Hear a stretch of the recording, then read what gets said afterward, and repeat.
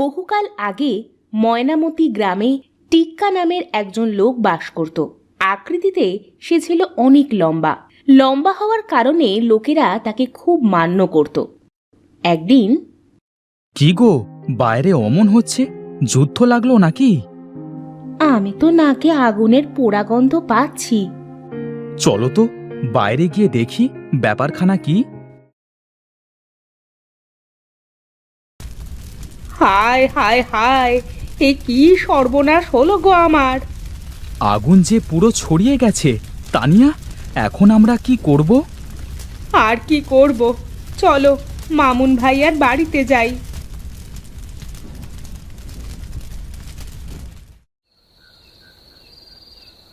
কি বলিস, এত বড় দুর্ঘটনা ঘটে গেল? দুর্ঘটনা নয় ভাইজান, এটা পরিকল্পিত অগ্নিকাণ্ড। 6 মাস ধরে সুভানের ছোট ছেলে সাকিবের সাথে আপনার ভাইয়ের জমি নিয়ে বিরোধ চলছে। সর্বশেষ ঝগড়ার সময় ওরা সপরিবারে আপনার ভাইকে মারতে এসেছিল। তখনই সাকিব বলেছিল, আমরা যদি আমাদের ঘর ভেঙে এখান থেকে চলে না যাই তাহলে সে ঘরে আগুন লাগিয়ে দেবে, তবুও আমাদের এখানে থাকতে দেবে না। হুমকির কথাটা গ্রামের কিছু লোক দাঁড়িয়ে থেকে শুনেও ছিল। যে লোক আগুন লাগানোর কথা বলতে পারে সে করেও দেখাতে পারে। আচ্ছা আচ্ছা, তোরা টিক্কার কাছে নালিশ জানাবি না? এখানে তার তো কোনো হাত নেই ভাইজান, আর তিনি কত দিকেই বা খেয়াল রাখবেন বলুন। তবুও তিনি গ্রামের মাথা। তিনি তোমাদের ক্ষতিপূরণ দিতে পারেন, আবার শয়তানকে শাস্তিও দিতে পারেন। তা পারেন বটে, কিন্তু কাল সকালে আমার সাথে টিক্কার বাড়িতে যাবি। তিনি গ্রাম প্রধান, তিনি নিশ্চয়ই এর একটা বিহিত করবেন। তা বলছো যখন যাব, খারাপ বুদ্ধি তো আর দিচ্ছ না?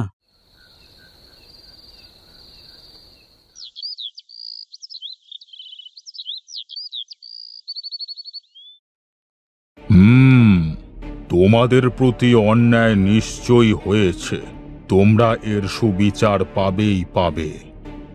চাচা, সব দোষ আমার কপালের। নয়তো সুভানের ছোট ছেলে যা ডাকাতে স্বভাবের, তার সাথে লাগতে কেন যাব আমি? সে বললে তো হয় না, ক্ষতিপূরণ হিসেবে কিছু অর্থ তুমি রাখো।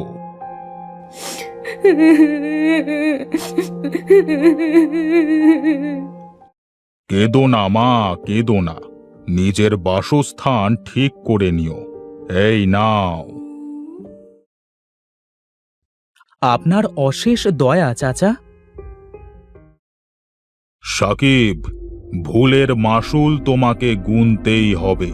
তুমি এত বড় কাঠের মিলে কাজ করো, তোমার বেতনের 3 ভাগের 1 ভাগ দণ্ড হিসেবে কেটে নিয়ে সেই অর্থ আমি এই আরিফের পরিবারকে দেব।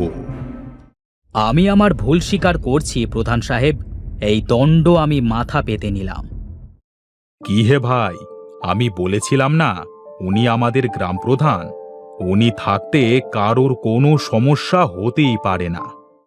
ঠিক বলেছেন ভাইজান, এজন্যই ওনাকে গ্রামের মাথা বলে লোকে। রিমা, ও রিমা, কই গেলে? ধানের বস্তাগুলো গাড়িতে তুলে দাও। আসছি গো, আসছি।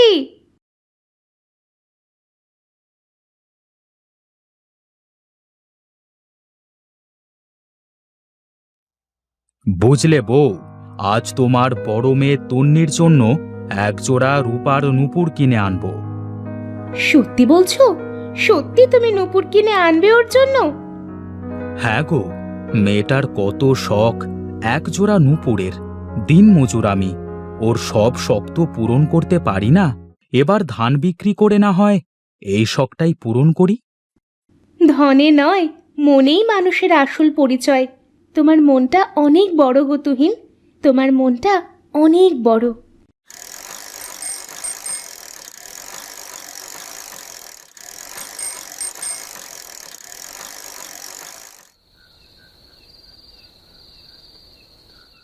ধান বিক্রি করতে যাওয়ার সময় তো নূপুর বানানোর বায়না দিয়ে গিয়েছিলাম। যাই, গিয়ে দেখি কাজ কতদূর এগোলো।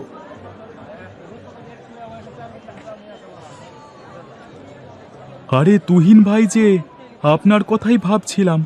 আপনার নূপুর জোড়া পুরো তৈরি, আপনার আর দেরি হবে না। তাহলেই হয়, পথে আবার ডাকাতির ভয়। এই যে আপনার মেয়ের নূপুর। এই নাও টাকাটা, ধরো, গুনে নাও। হে, গুনতে হবে না। আপনি অতি সৎ মানুষ, আমায় কম দেবেন না, তা আমি জানি। তাহলে আমি আসি, কি করে যে যাব এখন? এই অবেলায় রাস্তায় কাউকে পাবো না, সে বেশ জানি। সেই সকালে বেরিয়েছে, এখনো এলো না। কি জানি পথে কোনো বিপদ হলো কিনা।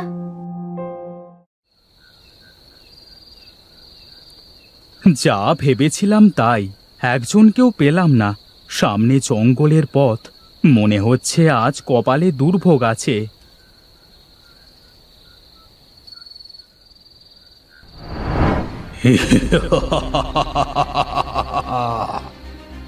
কে কে কে কে তোমরা? তোমরা কারা? কেন গো, চোখে দেখে ঠাহর করতে পারছো না? আমরা ডাকাত, আর আমি হলাম ডাকাত সর্দার শম্ভু। ডাকাত সর্দার শম্ভু? কি, নাম শুনে কলিজা কেঁপে উঠল তো? সঙ্গে যা আছে দিয়ে দাও। কিন্তু হ্যাঁ, বাঁচতে চাইলে দিয়ে দাও খালি। এই পোটলায় আমার ধান বিক্রির সমস্ত টাকা আছে। এই টাকা দিয়ে দিলে আমায় যে না খেয়ে মরতে হবে। আমায় দয়া করো সর্দার, দয়া করো। ওস্তাদ, আর সময় নষ্ট কেন? মানে মানে না দিলে জানে শেষ করে দিই। না না না, আমায় মেরো না, দয়া করো সর্দার, দয়া করো। দয়া? হ্যাঁ? দিলে দয়া থাকলে আমরা কি ডাকাত হতাম রে?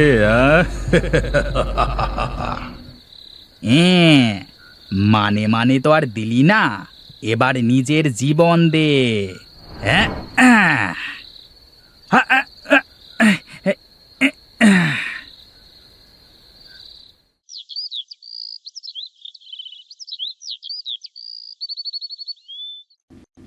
মা, ও মা, বাবা কথা বলছে না কেন? ওরে মেয়ে, তোর বাপ আর কখনোই কথা বলবে না। হায় খোদা, এ আবার কি সর্বনাশ করলে তুমি! এমন দৃশ্য দেখার আগে কেন আমার মরণ হলো না? বাবা, বাবা কথা বলো, চুপ করে থেকো না বাবা, বাবা কথা বলো। প্রধান সাহেব, সবই তো দেখলেন, এখন আমরা কি করব বলুন? এই দৃশ্য নতুন নয় বাবা, প্রত্যেক রাতেই এ পথে ডাকাতি হচ্ছে। যাদের পরিবারের লোক গঞ্জে যায় বেচা কেনা করতে, তাদের সব সময় আতঙ্কে থাকতে হয়। গ্রামে ঢুকবার এই একটাই রাস্তা, আর এই রাস্তায় কিনা এমন, ইচ্ছে তো হচ্ছে শয়তানগুলোর কল্লাটা গিয়ে কেটে দিই। এখন আমরা কি করব? চাচা, আপনি বলে দিন। ব্যাপারটা খুব জটিল, আমায় কয়েকটা দিন সময় দাও তোমরা। ঠিক আছে চাচা।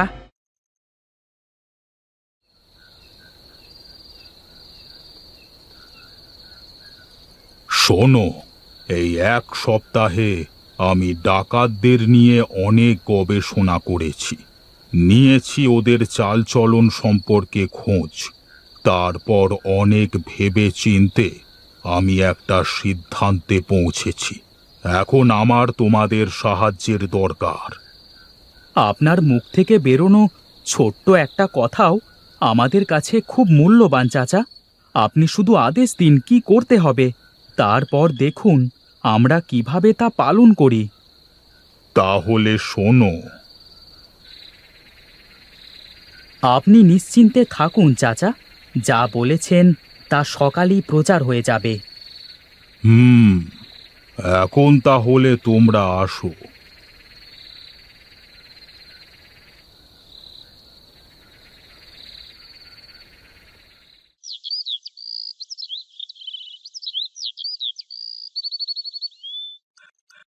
শোনো শোনো শোনো, আগামী শুক্রবার সন্ধ্যার পর আমাদের গ্রাম প্রধান টিক্কা সাহেবের মেয়ে তুলির বিয়ের সময় ধার্য করা হয়েছে। তুলির শ্বশুর শহরের বিরাট বড় শিল্পপতি। তিনি তার পুত্রবধূর পা থেকে মাথা পর্যন্ত গয়নায় মুড়িয়ে নেবেন বলে জানিয়েছেন। এই খুশিতে টিক্কা সাহেব শুক্রবার রাতের জন্য খানা পিনার বিশাল আয়োজন করতে চলেছেন। 1000 মানুষকে পেট পুড়ে খাওয়াবেন তিনি। শোনো শোনো শোনো, একটি বিশেষ ঘোষণা। নিরুড়ে, এ কি শুনছি রে ভাই? পা থেকে মাথা পর্যন্ত গয়না দিয়ে মুড়িয়ে দেবে? এবার এবার তো কপাল খুলে গেল রে আমাদের। এই খবরটা সর্দার শুনলে না খুব খুশি হবে, বুঝলে? হ্যাঁ চল, সর্দারকে এখনই জানিয়ে আসি। হ্যাঁ? তাহলে তো লম্বুর মেয়ের শ্বশুর খুব টাকা পয়সার মালিক। তা বর কি এই পথেই যাবে বিয়ে করতে? হ্যাঁ সর্দার, শহর থেকে গ্রামে ঢুকবার তো এই একটাই রাস্তা। বিয়ের কাজ শেষ হতে তো অনেকটা রাত হয়ে যাবে। ওরা যখন বউ নিয়ে শহরের উদ্দেশ্যে রওনা দেবে, আমাদের তখনই কাজটা করতে হবে। পুরো লুট করে ফেলতে হবে। ঠিক আছে সর্দার, আজ বরং আমি রামদা আর বল্লমগুলোকে শান দিয়ে রাখি। কালকে দেখে নিস এক কোপে কয়টাকে কাত করিয়ে।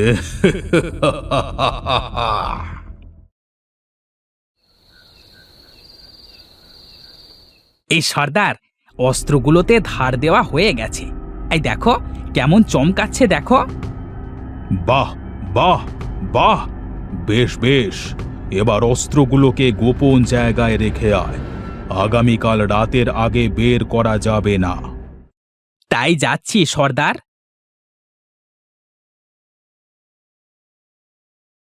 এই রাতটা আরাম করে ঘুমিয়ে নাও সর্দার, কালকে আবার বড় দাও মারতে হবে।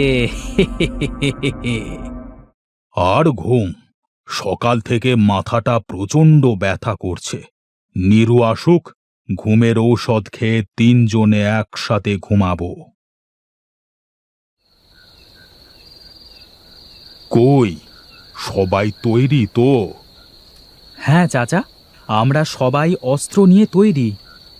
মা রিমা, তুমি তোমার স্বামীর খুনির শাস্তি হোক তা চাও না? শাস্তি? শয়তানগুলোকে যদি নিজ হাতে শেষ করতে পারতাম তাহলে হয়তো কিছুটা যন্ত্রণা কমতো। এই ধরো, এই অস্ত্রটা ধরো মা। যে ডাকাত দলের জন্য তুমি বিধবা আর তোমার মেয়ে আজ এতিম, সেই দলের সর্দারকে তুমি আজ নিজের হাতে খুন করবে। ভয় নেই, ওরা আজ ঘুমের ঔষধ খেয়ে বেঘোরে ঘুমাচ্ছে। যা কিছু ছিল সবই তো হারিয়ে ফেলেছি চাচা। আমার আর হারানোর কিছু নেই, তাই ভয়ও নেই। আমি আজ 3 জনকেই নিজ হাতে শেষ করব। ঠিক আছে, বাকিরাও অস্ত্র নিয়ে আসো, সাবধানের মার নেই। হ্যাঁ হ্যাঁ, সবাই আসো।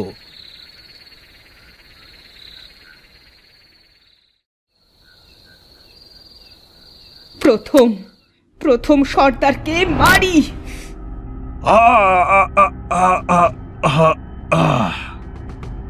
এবার তুই।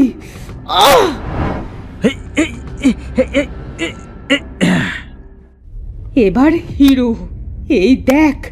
এই দেখ যন্ত্রণা কাকে বলে। উড়ি!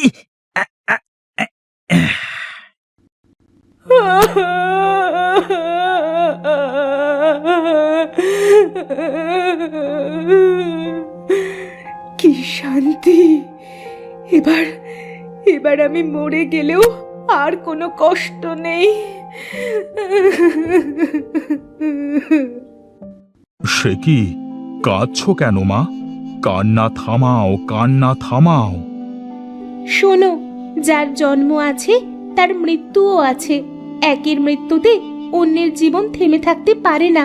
তোমার একটা মেয়ে আছে, তার কথা তোমাকেই ভাবতে হবে। তুলি ঠিকই বলেছে। তোমাকে তোমার মেয়ের জন্য বাঁচতে হবে।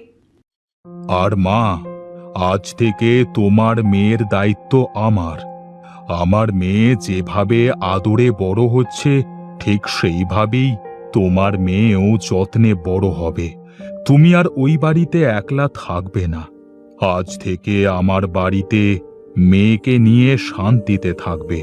তোমার সাথে পুরো গ্রাম আছে। চাচা, আপনি জানলেন কিভাবে ওরা আজ রাতে ঘুমের ঔষধ খেয়েছে? শহরে আমার এক বড়লোক বন্ধু আছে। ওই বন্ধুর থেকে একটা সিসি ক্যামেরা এনেছিলাম। রাত্রিতে ওরা ঘুমিয়ে পড়লে গোপনে ক্যামেরাটা ওদের আস্তানায় লাগিয়ে রাখি, আর ওই ক্যামেরার মাধ্যমেই সব জানতে পারি। বলতে দ্বিধা নেই, আপনি সত্যি গ্রামের মাথা চাচা। যেমন আপনার উচ্চতা, তেমনি আপনার প্রখর বুদ্ধি। আপনি দীর্ঘজীবী হন। আপনার মতো লোকের খুব দরকার।